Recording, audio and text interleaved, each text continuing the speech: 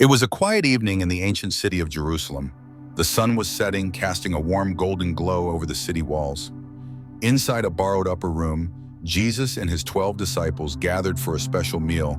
Jesus knew his time had come. As they reclined at the table, he looked at his disciples with love, even knowing that one of them would soon betray him. He took the bread, gave thanks, and broke it.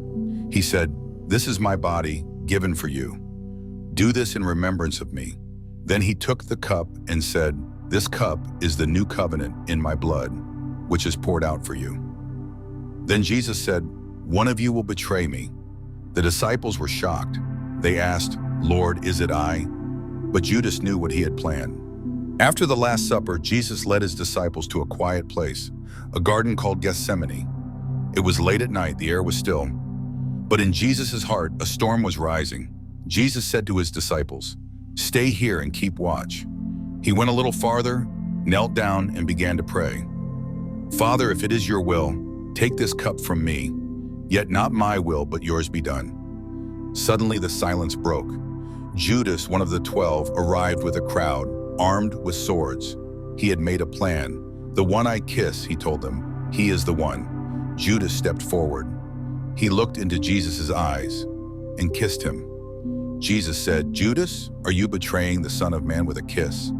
As the soldiers approached to take Jesus into custody, Peter stepped forward, towards the servant of the high priest.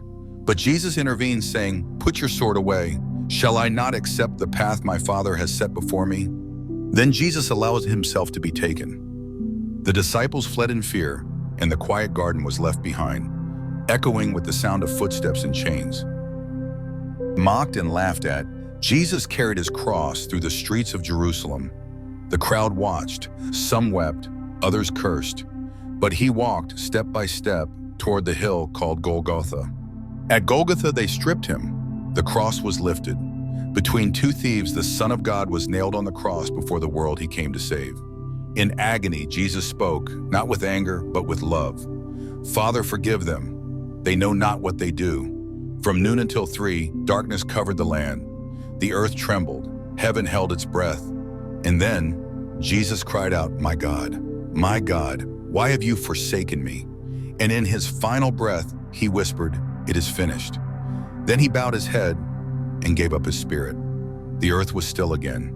His body was taken down and wrapped in cloth, buried in a borrowed tomb. But death would not hold him. The story was not over. 3 days had passed since the crucifixion.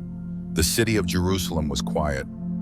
Roman guards stood watch over a sealed tomb, silent, still, and cold. Suddenly the ground shook. A blinding light split the sky. An angel of the Lord descended and rolled the stone away. The guards trembled and fell like dead men. The tomb was empty. The body was gone. Death had been defeated, not with weapons, but with love. Early that morning, Mary Magdalene came to the tomb. She saw it open and ran to tell the others, but she returned, weeping, until a voice called her name. "Mary," he said. She turned, saw him, and cried out, "Rabboni!" He was alive, not just in spirit, but risen, glorified, transformed. Jesus appeared to his disciples and many others. He showed them his hands. He ate with them, and before he returned to heaven, he gave them this command: "Go and tell the world."